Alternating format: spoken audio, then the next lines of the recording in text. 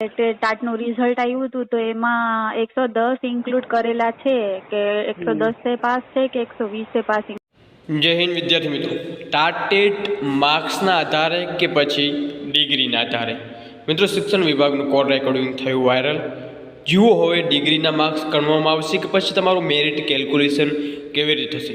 આ viral video છે જેમાં કોલ રેકોર્ડિંગ દ્વારા મહત્ત્વની એક બેન દ્વારા અહીંયા માહિતી મેળવવાની કોશિશ કરી છે અને શું અપડેટ મળી છે શિક્ષણ વિભાગ તરફથી એના ઉપર પ્રોપર વિડીયો છે, એટલે પૂરો જોજો એટલે તમને એક પ્રકારનું માહિતી છે એ શિક્ષણ વિભાગ તરફથી મળી જાય. એટલે આપણે અગાઉની શું રણનીતિ હોઈ શકે છે, આપણા માર્ક્સ કેવી રીતે ગણવા પાત્ર રહેશે, એન્ડ જો માર્ક્સ ઓછા છે તો હવે અગાઉ પ્રિપેરેશન કેવી રીતે કરવી. તો મિત્રો, વિડીયો છે અંત સુધી નિહાળજો, એક લાઇક જરૂરથી કરજો, નવા છો ચેનલને જરૂર સબસ્ક્રાઈબ કરો. તો જાણીએ વિડીયો અને જે ઓડિયો છે શું કહેવા માગી રહ્યા છે. ટાટનું રિઝલ્ટ આવ્યું હતું તો એમાં 110 ઇન્ક્લુડ કરેલા છે કે 110 પાસ છે કે 120 પાસિંગ ગણવાનું અમારે? અંદર શું લખ્યું તમારા જાહેરનામામાં?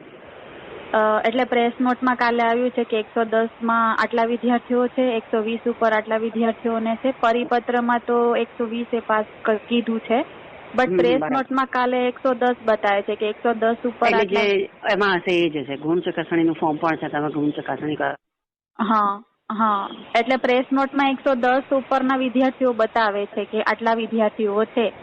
તો ફેલ જ 120 જ પાસ છે તો 110 ઉપરના સ્ટુડન્ટ બતાવ્યા છે. એટલે મેં તમને પૂછ્યું કે શું છે આમાં, 110 પાસ ગણાય કે ફેલ ગણાય?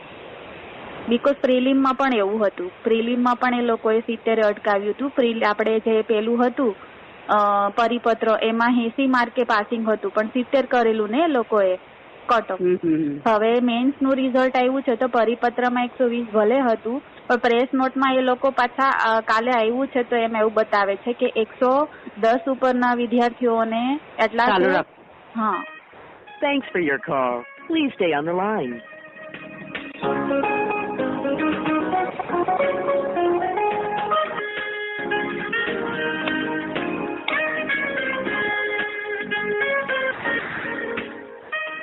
Thanks for your call. Please stay on the line.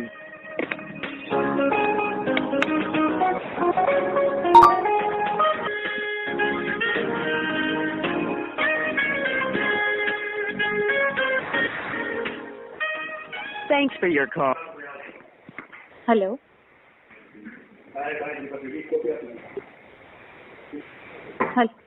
ચાલો રાખજો મેડમ. હેલો. હેલો. હા બોલો.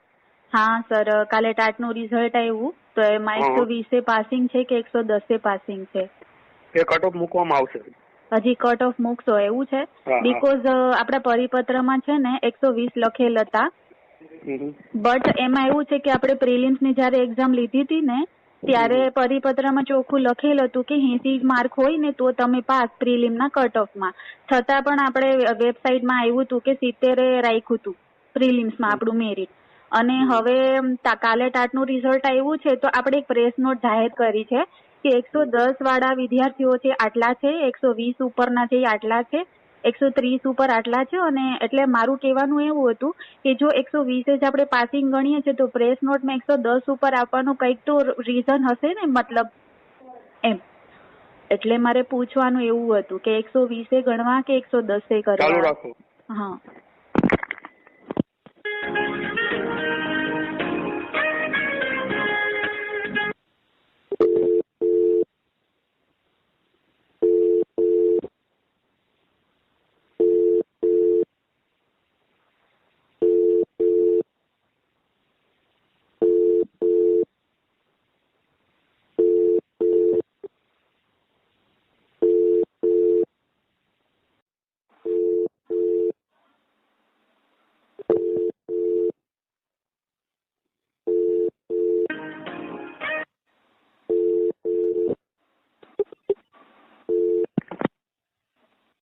હેલો.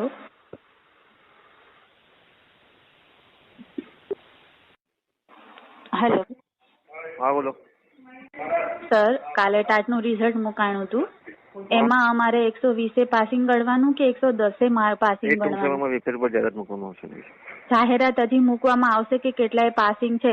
બીકોઝ પરિપત્રમાં સર છે ને 120 લખેલું હતું, બટ પ્રિલિમ્સમાં પણ આપણે કેવું કર્યું હતું કે 80 માર્કે પાસિંગ ગણાતું હતું કટ ઓફ, તોય 70 જાહેર કર્યું હતું ને આપણે. એ ટૂંક સમયમાં હા, વેબસાઇટ ઉપર જાહેરાત મૂકવામાં ફરીથી મતલબ આવશે. એવું અમે અત્યારે એવું ટેન્શન ના લે ને સ્ટુડન્ટ કે 110 ઉપર જેને છે એ ફેલ ગણાય. એ મૂકવામાં જ આવશે મેડમ, એવું ના કહી શકો તમે.